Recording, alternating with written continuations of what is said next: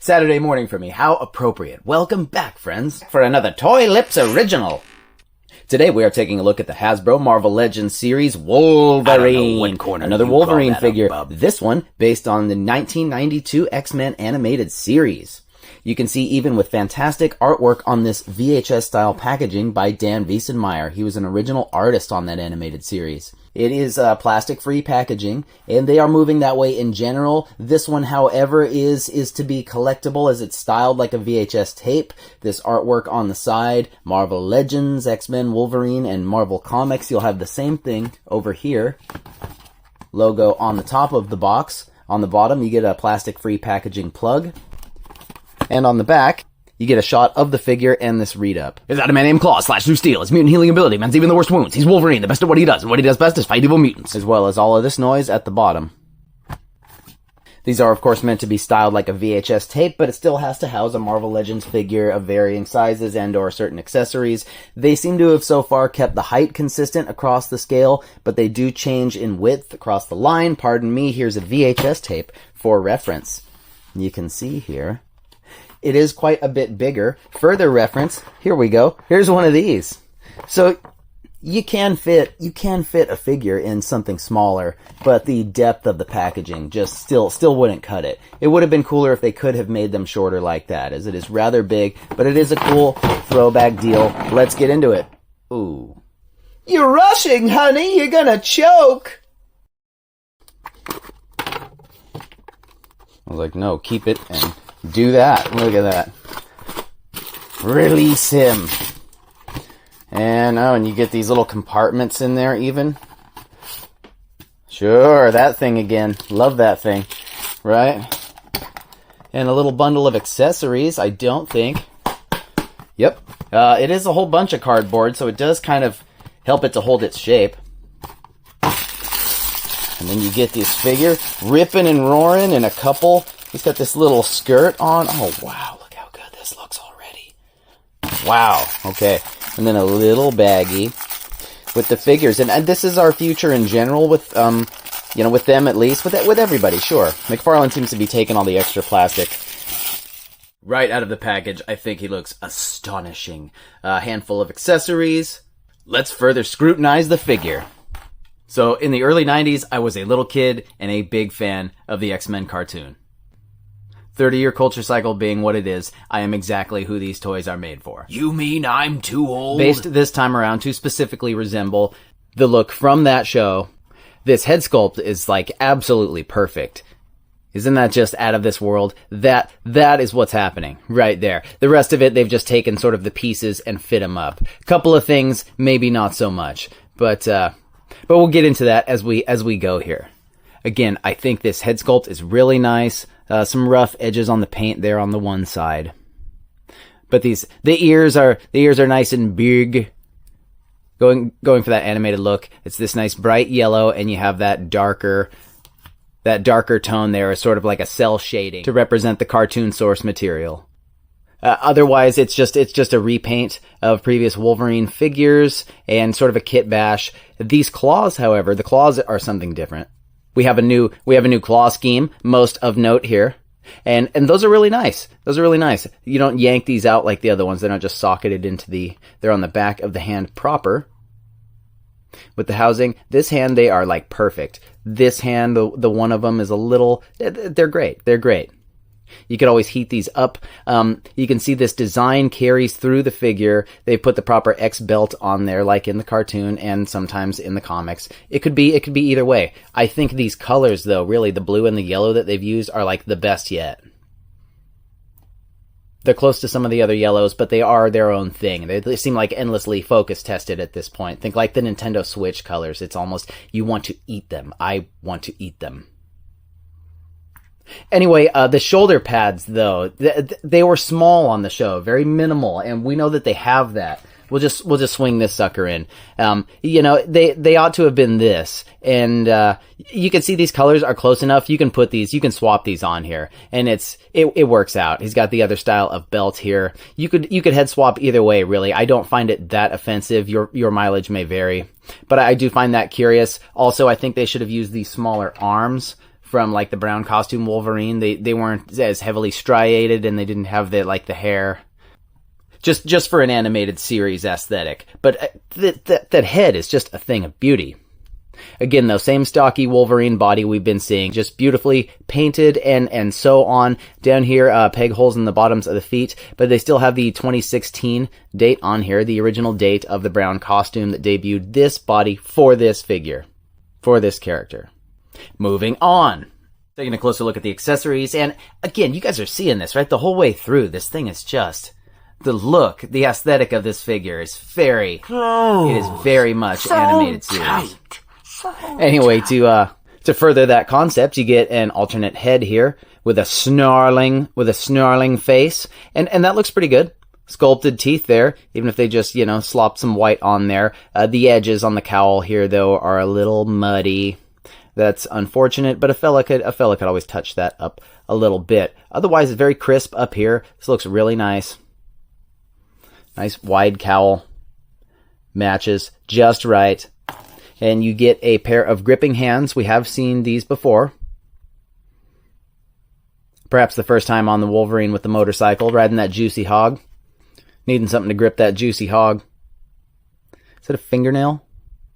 Yes, so perhaps these were first used there, because I believe we got one of these with the costumeless black costume. With the Smoky Eye Wolverine, the retro-carded Smoky Eye Wolverine. That's what it is. Call it that. And though, most notably of all, though, you get this picture. This is so cool. Look at the hair. Look at that hair on Cyclops. Oh, Cyclops and Jean Grey. Wolverine is notable in the animated series for like in full fetish gear here, laying in bed and fondling this picture.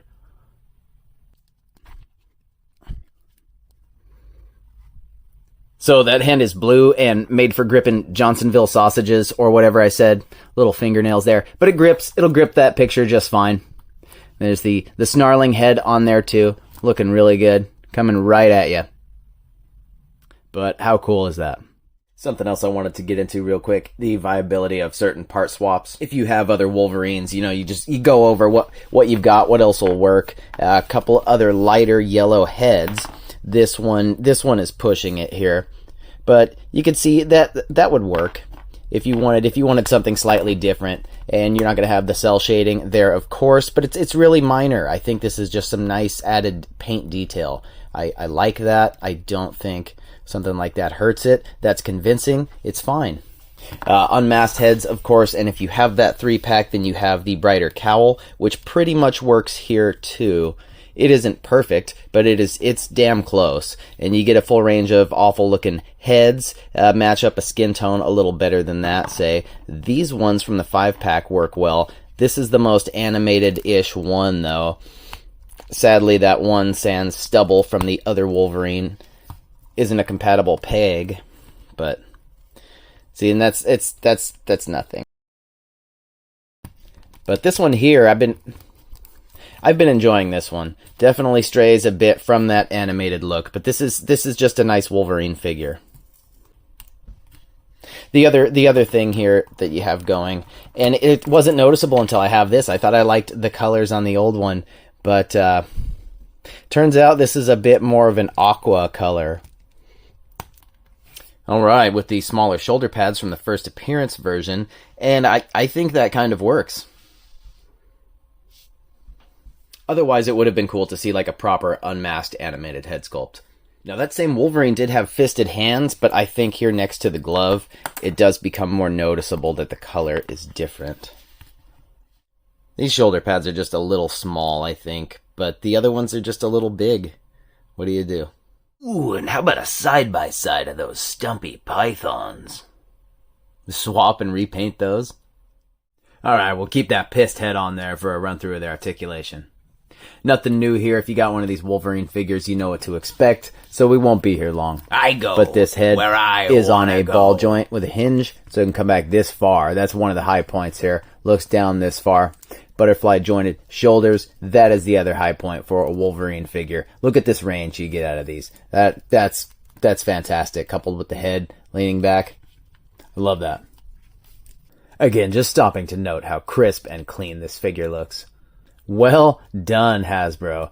Could have redone the arms entirely, though. We got pinless joints and a less striated animated series look, you know.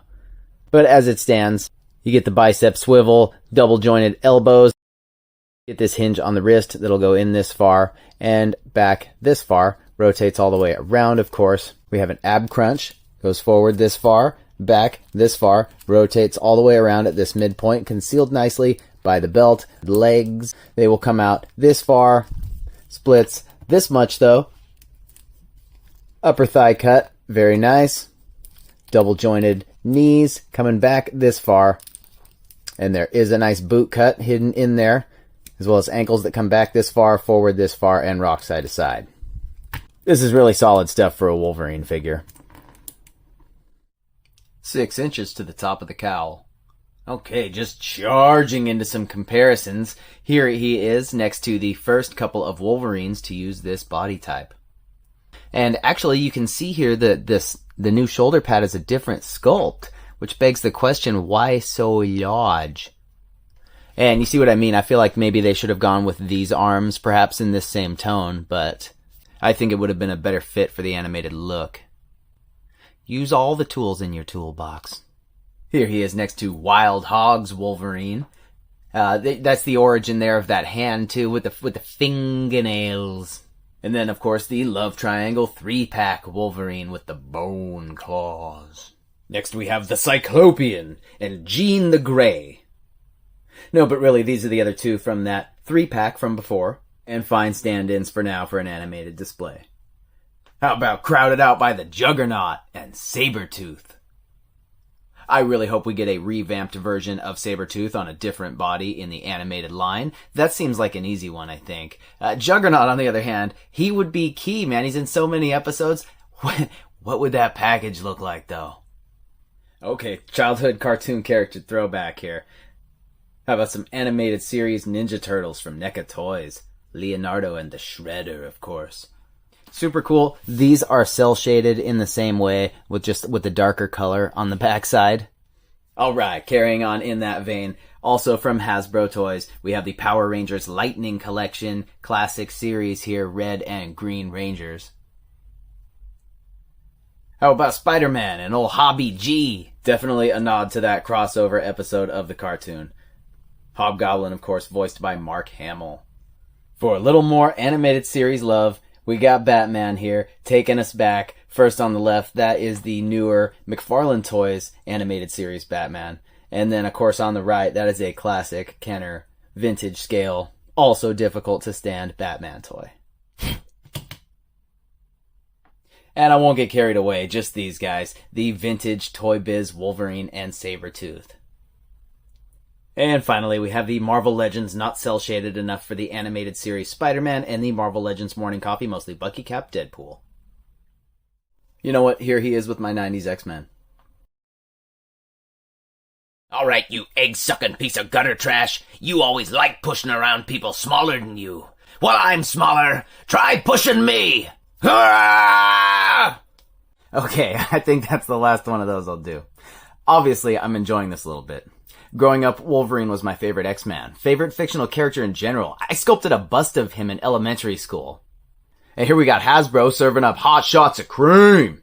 The sculpt was already dialed. These claws are the best yet, and these new heads really capture that animated aesthetic. I think they should have looked at using those other arms, and an animated unmasked head would have been awesome. But including that picture is solid gold. The articulation is great. We knew it would be. But the biggest thing to set this figure apart is the particular paint style, meant to, of course, evoke that classic cartoon. I think it nails that, and me personally, I think it's done tastefully enough that it doesn't stick out like a sore thumb. More like a classy thumb. I've jammed it in next to these other guys, and I don't think it looks that crazy. Hasbro's given us like 25 Wolverine figures since 2012, but I really like this one. The head sculpts and the claws, if you're in the market for a Tiger Stripe Wolverine, I don't think you can go wrong here, cell shading notwithstanding. I do not like, nor can I defend the price increases, but I did once spend $80 on the Mezco X-Force Wolverine, and the only thing I like better are the claws.